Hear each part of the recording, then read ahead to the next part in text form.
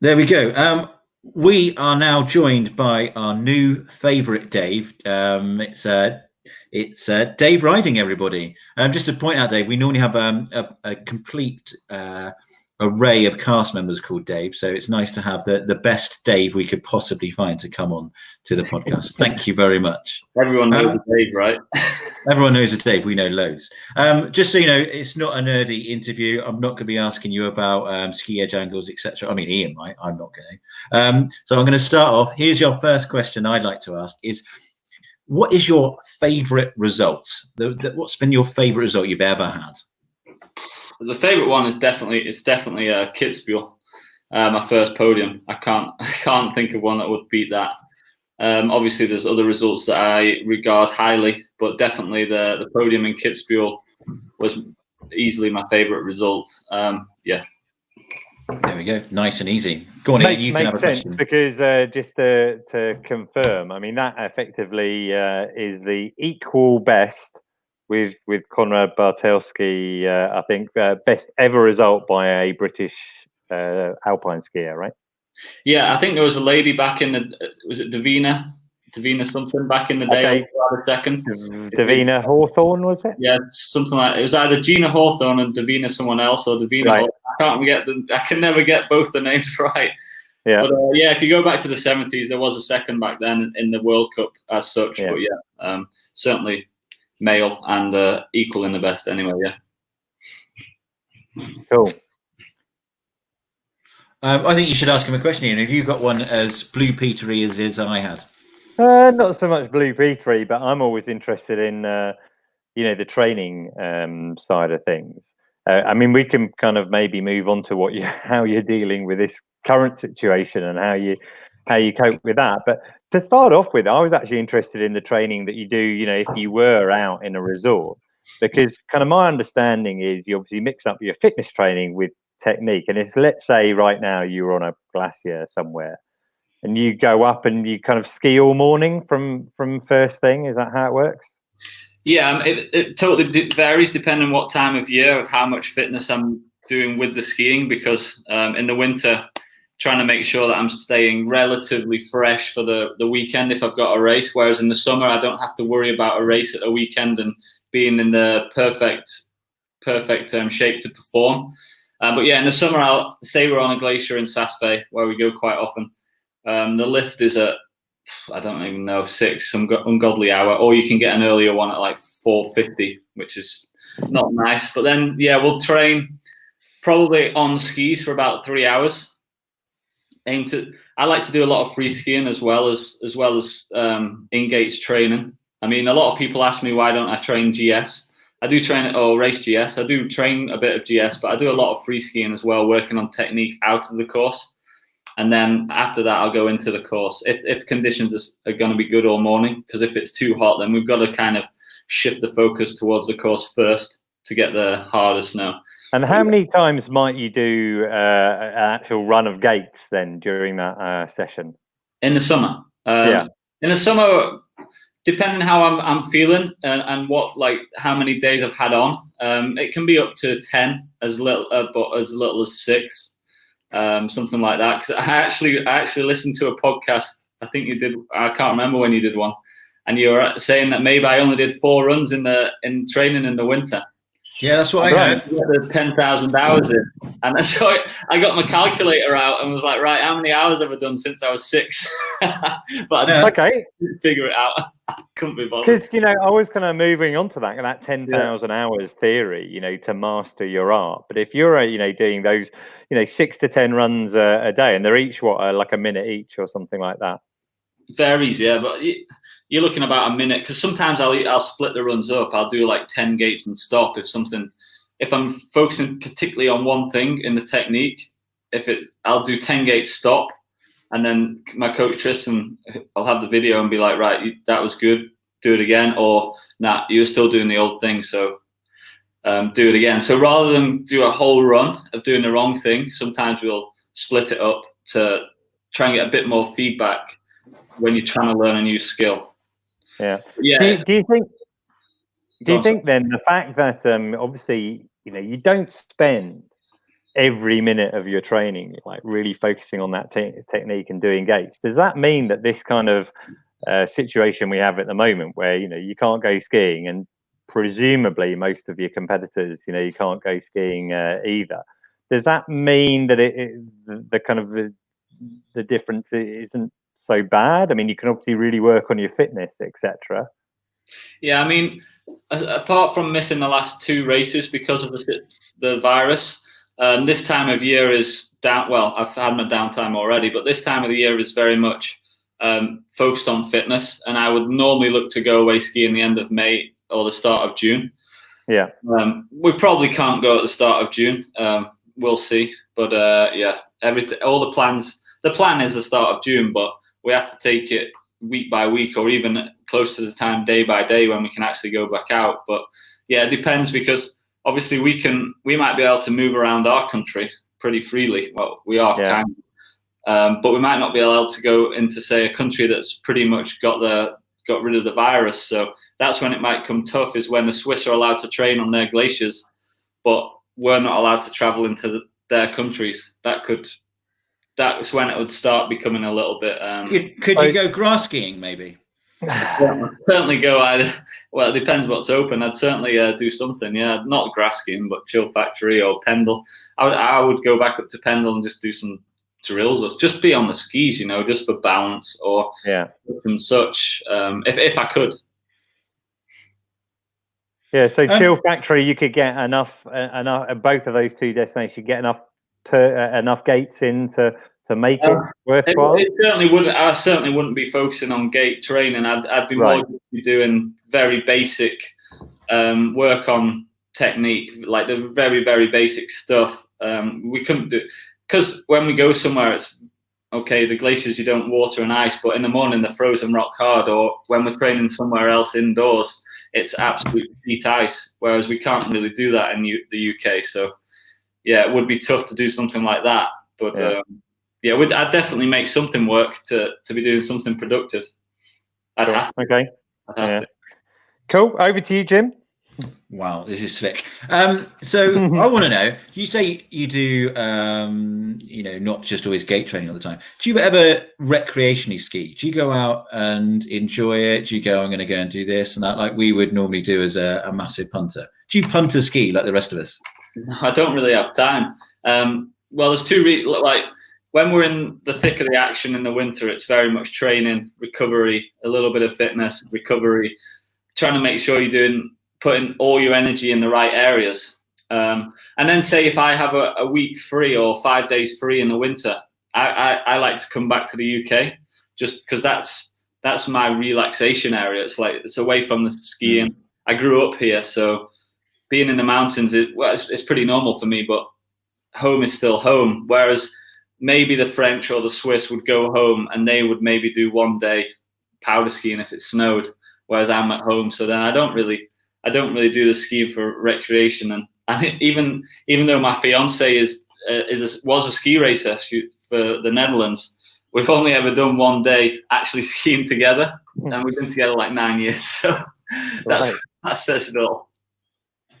Wow. Do you think that will change in the future? Can you see yourself, because obviously inevitably you will age like the rest of us. Do you see like you can carrying on into the ski lifestyle, or would you turn into a trainer? What do you feel that would happen? I'd definitely be in skiing in some shape or something for sure.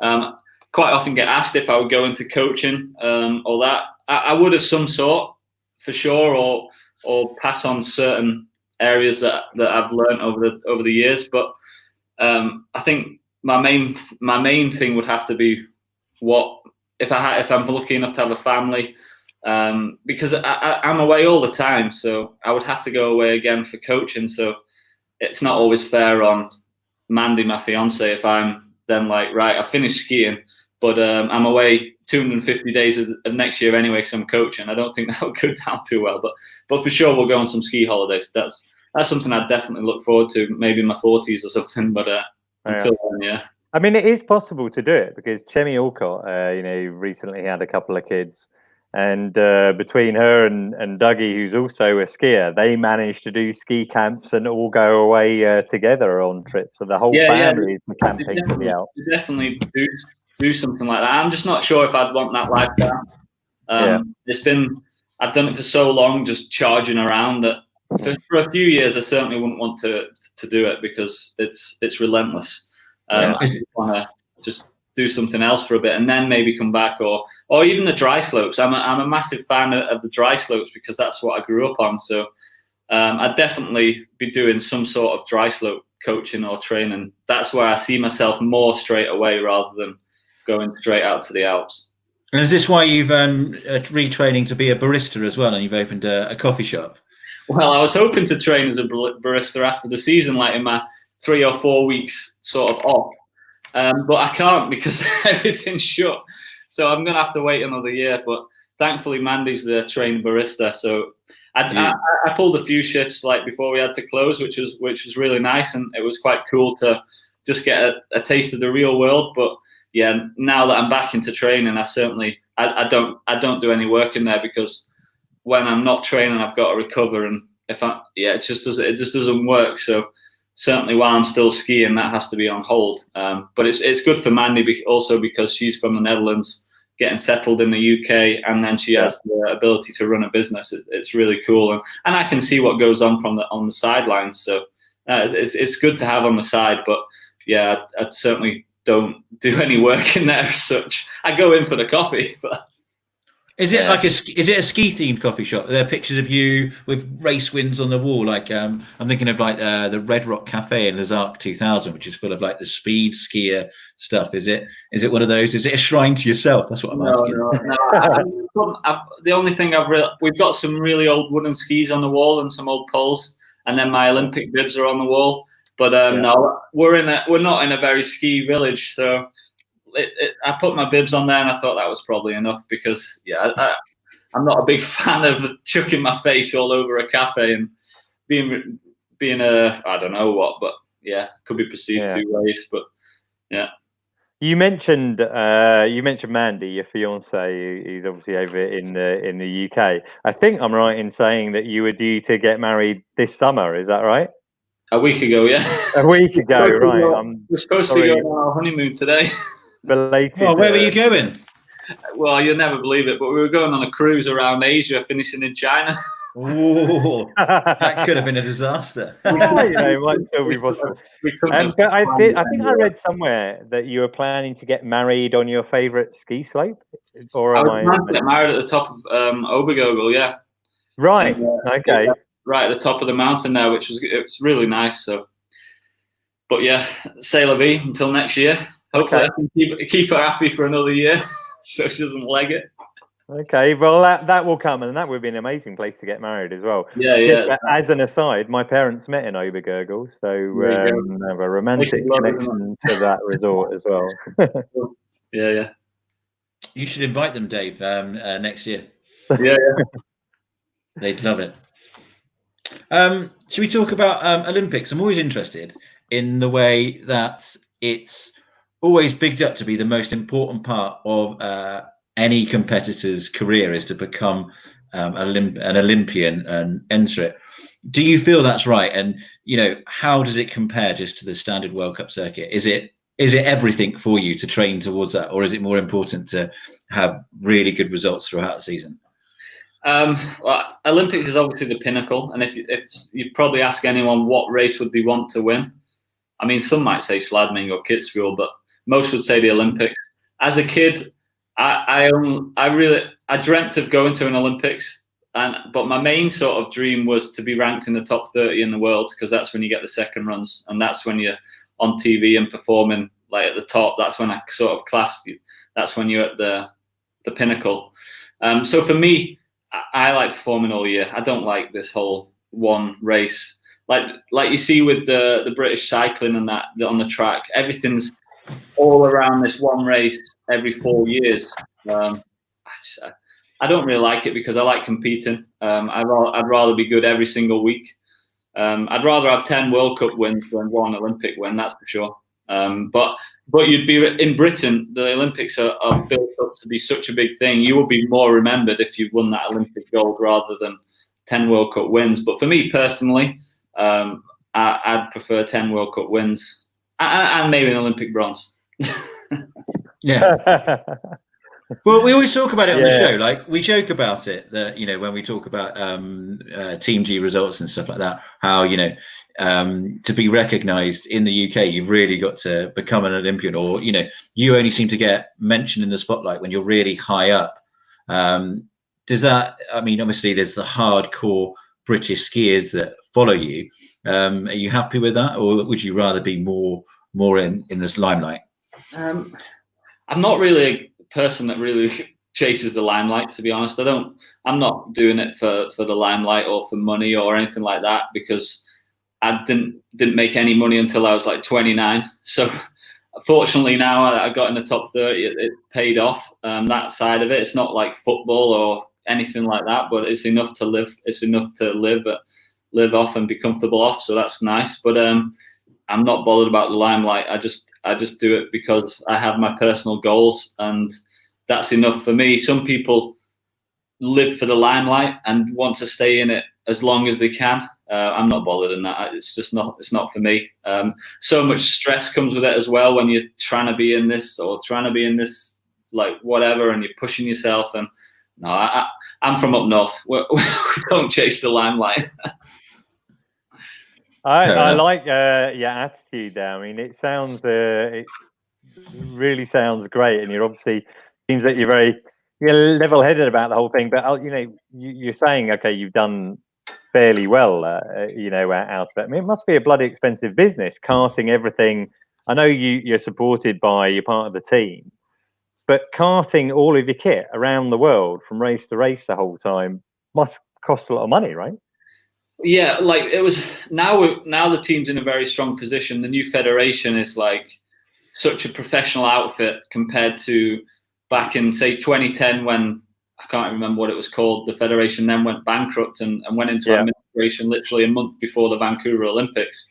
Now we have an unbelievable federation that supports their athletes, and I'm fortunate enough that I get a lot of support from UK Sport and the federation. So for me now, it's obviously, it's still financial. It costs a lot and a lot for the team. But the real hard times were when I was, say, 18 to 20, 27, 28. Even more so because the federation back then, well, it wasn't very good. We didn't have a good federation until GBS came along. So, but at the same time, yeah, it's tough, and it would have been easier to have, say, a serviceman before I was 28, or be able to train a little bit more freely than the budget we had. But at the same time, it certainly made me work hard. It certainly made me appreciate what I've got now. And while it's easy to say I know how to work hard, because everyone's working hard, but it does give you that sort of mindset that you've got to dig in. And it comes and goes. I'm not going to say that I'm always like drilling myself 100%. You'll know with anything that some days it's just harder to get out of bed. And it's the same with training. It's the same with anything. But you just got to commit to it and go through it anyway. But you certainly learn that when you don't have everything all the time. Yeah, and what's great is that you have that opportunity to focus full time. Because I think back to Alan Baxter. I'm pretty sure I read that, you know, while he was at his peak, he was going home and hammering in fence posts in Scotland in the summer to, you know, help earn money and keep himself going. Yeah, I wouldn't like. I don't really know the situation. Certainly, when he was in the top 15, I very much doubt that. They had UK Sport back then as well. So, but for sure, when he was younger, he would definitely have had to do that. I was fortunate when I went full time, like, as my profession when I was 18 after college. Wow. My parents and my grandparents sacrificed a hell of a lot, and I was really fortunate to get a couple of sponsors. One local one that's been with me ever since, and then 2 years later, another sponsor who saw me on the dry slope, still racing on the dry slope, and really kind of appreciated that I was still racing the dry slope and trying to do it on snow. So yeah, they're like called CTEC, that's the local one, and then Vital Marketing, which is based in Leamington Spa. They've been with me ever since. So I was fortunate that I got those sponsors, and yeah, they certainly laid the foundations that I was able to, and obviously Kandahar Ski Club, I can't forget them, because they have also supported. So they're the real foundation stones of being able to follow the path of a ski racing career. So I was fortunate, but my family sacrificed a hell of a lot, and I really asked myself, like, would I be able to do the same for my kids? I don't have kids yet, so I don't know the answer, but I certainly question it. I certainly question if I would be able to do what my parents did and live the life that they did for me to go ski racing. Yeah, you never know. I'm thinking once you get kids, you probably would. I'd do it, I reckon. Now I've had children. Beforehand, I'd be like, nah, I can't be bothered. I think I'd also give him one of these round balls where they get paid a fortune to kick about. I think I'll give him one of those as well. You've got to start them somewhere. And while we're talking about young kids, you have all this you talk about. You've actually got someone who carries your skis around for you called Laurie Taylor. Is that right? No, I'm not that mean. Oh, right. Sorry, I must have done my research wrong. What does he do then? No, Laurie's a racer and on the team with me now, so for 2 years. So yeah, but no, I certainly don't make him carry my ski. He probably would. He's that kind of guy that if I said, Laurie, take 2 sets of them skis, he would do it. Like he's a very down to earth guy. Would do anything for anyone really. So I don't make him do it. He probably would do it, but I'm not. I don't go down that road. So fundamentally, he's your training partner, right? And so, do you? How does that work? Do you set times against each other? Is it trying to beat each other, or is it like mentoring? How does that work? I wouldn't say mentoring as such. Certainly, we have the timing up, and it's quite often very competitive. He's very fast. Still got a lot to learn on the World Cup circuit. It doesn't happen overnight. As such as mentoring, he probably watches what I do. And that, but I don't force anything on him. He probably could ask me more than he might want to ask me more, but holds it back. I don't know. I never like forcing my opinion on people. If people ask, for sure I'll tell them what I think. But I remember how I got there. It was very much learning how it worked for me. So what works for me might not work for Laurie or any of the other younger guys or the girls. So. Yeah, if they ask me, for sure, I'm happy to talk to them. But if they seem like they're getting on with it their way, then their way is probably better than what I would tell them for them. If something's blatantly obvious that they're doing wrong, I'm going to tell them, but I'm not going to force them to listen to some bald guy from up north. Do you ever look at them and go, I'm going to steal that idea? That's a technique that I could put in. Do you learn from them as well? Technique-wise, it's hard. Yeah, there's certain aspects that they do better than me, and definitely I look at that, and it's hard to always copy because especially me now, I've got my kind of technique and I'm trying to perfect the way I ski with having elements of how other people ski in it. But certainly I see some things that they're doing off the skis, fitness-wise, or how they look, what shape they're in, and I think maybe I could bring a little bit of that into my training and things like that. Like Laurie does a lot of kung fu. I'm not really I'm more of a lover than a fighter, but yeah, that's really interesting. Like he really likes it, and I can see a lot of the movements. Okay, you're not kicking in skiing, but there's a lot of learned movement patterns, a lot of flexibility involved in it, and it's quite interesting to see how that transfers and stuff like that. He teaches me the occasional move, but I'm absolutely pathetic at it. But effectively, you're traveling around the circuit together. So there's a sort of economy of scale. You're sharing, I don't know, ski tech guys. Does Tristan coach you both? Yeah, exactly. Last year, we were fortunate enough to have a service for each, because the year before, it was a little bit too much work for my serviceman to do both. Because when you, like, say you're top 15, not many people share a serviceman when they're sort of in the top 30, just right. Because of the workload and the amount of stuff that you're trying to change on the skis and the setup and everything. And especially because I switched 2 years ago to ski manufacturer, It was an unbelievable amount of work for the serviceman that I think it was a bit too much. So we changed that. And but yeah, it's yeah. So how many skis have you got in your quiver then? I've got way too many skis, 30 or 40. Oh, I assumed you just went to ski set every time you turned up in resort. No. Because I've got like maybe 10 sets of skis that I'd be using at one point. And then I'd also have some older ones that are pretty much worn out, but I could still train on them or use as if the snow conditions aren't that good. And then I'll have different models of skis. So even though one manufacturer, you'll think that ski's the same for everyone, it's not. Like with Dynastar and with Fischer before, they'd probably have 6, maybe more different like models of slalom ski. And then they've got different plates and all sorts. So yeah, I have like, I have too many skis. Do you have to buy your own skis? Sorry? Do you buy all your skis? Is that no, part of what you do? I'm fortunate enough not that I don't have to buy my skis anymore. I haven't had to for probably 7-8 years now. Once you start doing well in Europa Cup, then manufacturers start looking to support certain races, and then in the hope that they go on to do it in the World Cup as well. And then then they're actually effectively paying you to ski on their skis. And can I ask, when you're traveling, let's say around the European circuit or overseas, how many of those 40 skis might you have with you, taking with you at the time? As many as Laurie can carry. Yeah, it depends how long we're on the road for. But if I go from the base to a race, I'd probably take minimum 8. But then if I know I'm going to be on the road for 2 or 3 weeks, I'd probably take close to 12 to 15. Yeah, okay. And how are you traveling? You've got a vehicle provided by Snowsport GB.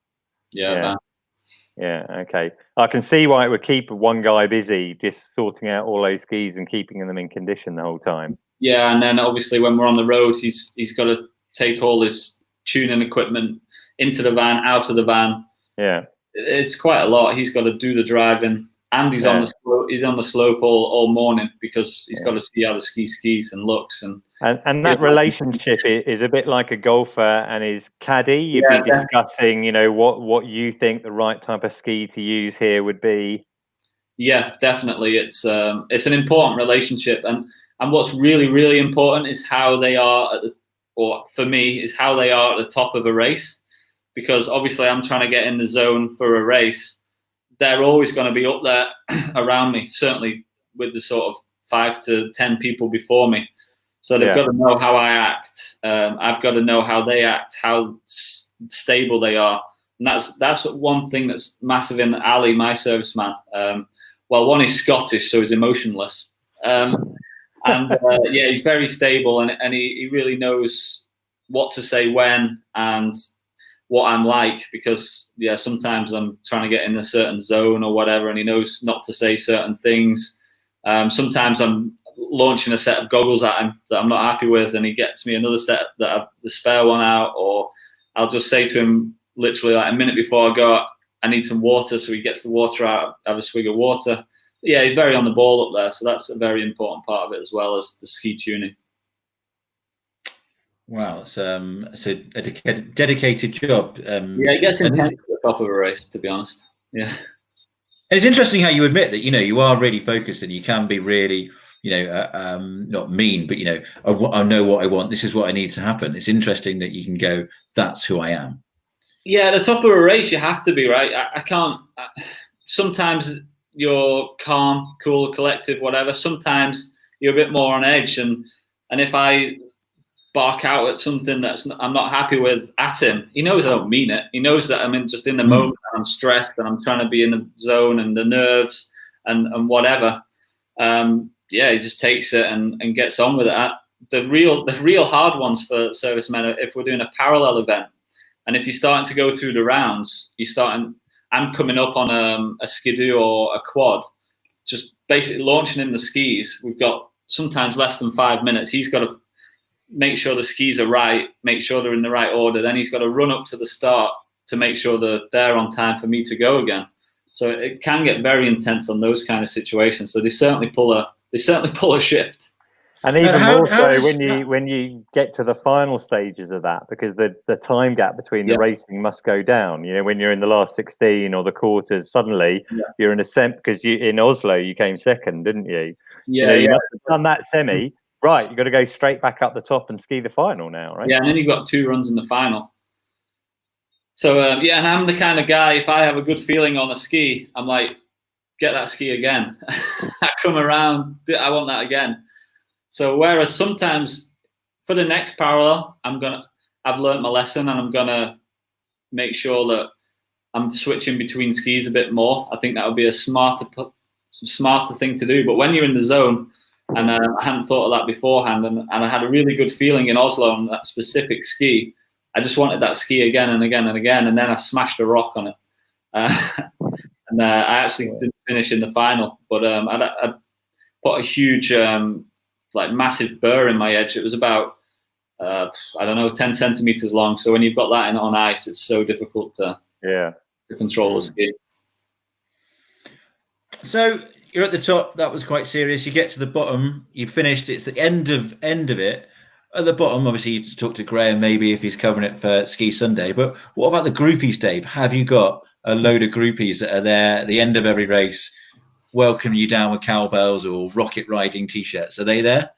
There's definitely quite a few rocket cat hats out there, which is cool because I made those or my partner made them for about 3 or 4 years, and then last year we were just too busy getting the cafe going, so she didn't have time.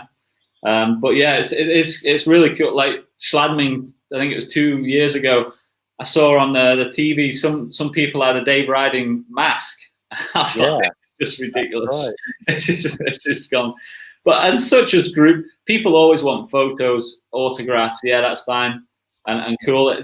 But it can be quite hard. Like in Kitzbühel, you walk underneath the stadium, and then it's just you trying to get to the athlete area, the restaurant or where you can chill out. But it's probably 300 meters away, and you come out of the stand, and it is just into the people.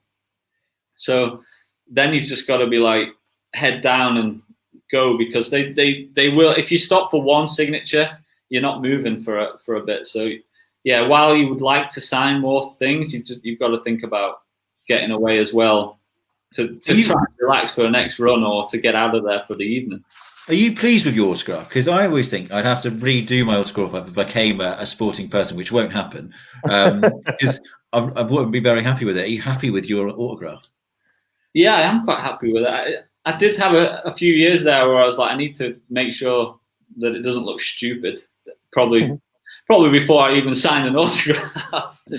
But yeah, it's certainly not the same signature I use on the checkbook or whatever. But yeah, makes sense. I like it because you can read it. Some people it's just a mess. So yeah. So strange situation for you when you come back home to the UK. I'm guessing in your local area, you say, not so many people there are interested in skiing. You're not getting, mobbed in the streets or people recognizing you, but maybe for some of your competitors, when they're at home in Austria or Switzerland or something, then they would find it really hard to kind of get away from the attention.